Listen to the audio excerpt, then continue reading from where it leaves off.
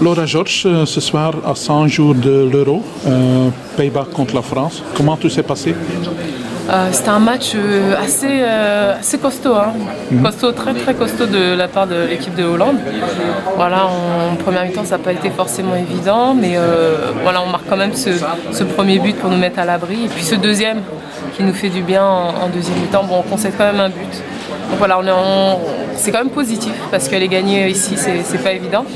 Et voilà, on se prépare pour l'Euro, on a encore pas mal de choses à bosser. Oui, l'enthousiasme du public, ça fait envie de revenir? Ah, ça c'est sûr, l'enthousiasme du public, je pense qu'il va y avoir encore plus de monde durant l'Euro et je le souhaite. Et puis une belle pelouse, un beau stade, ça fait plaisir. Oui. Puis vous avez récemment battu Bayern de Munich au Parc des Princes pour la Champions League. C'était une surprise? Surprise pas pour nous les joueuses, c'est vrai qu'on avait à cœur de faire mieux qu'au match aller. Au match aller, c'est vrai qu'on avait dominé mais sans gagner. En deuxième match, on avait envie de vraiment montrer, de marquer ces buts qu'on avait manqués. Non, pour nous, c'est pas une surprise, mais il faut rester humble. Il y a du travail, on va jouer le Barça. On a encore une demi-finale de Coupe de France, on a des belles échéances, mais voilà, on sait qu'on peut tout perdre, mais donc il va falloir rester très humble et continuer à bien bosser. Oui, qu'est-ce que ça fait de jouer aussi comme les hommes, Barça? Nous, on ne va pas penser aux hommes. Non. Il y aura un clin d'œil, ça c'est sûr. Les gens veulent qu'on prenne la revanche. Mais voilà, nous, ce qu'on veut, c'est se qualifier pour la finale. Ça va être 2 gros matchs.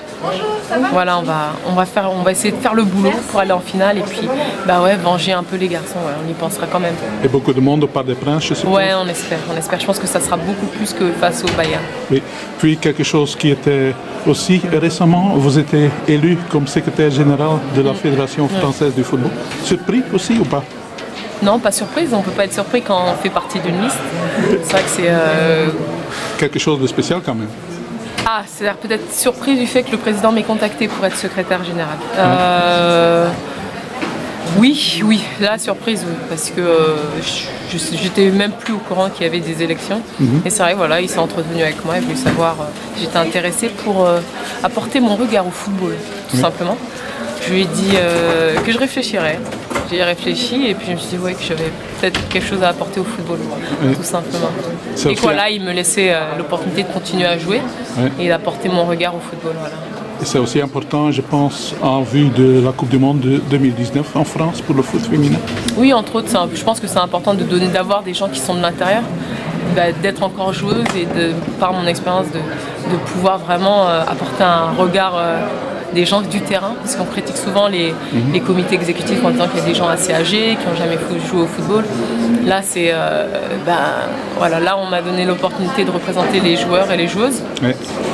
Donc voilà, il n'y a plus qu'à. Et surtout à rester qui je suis pour apporter le meilleur à la fédération et au football.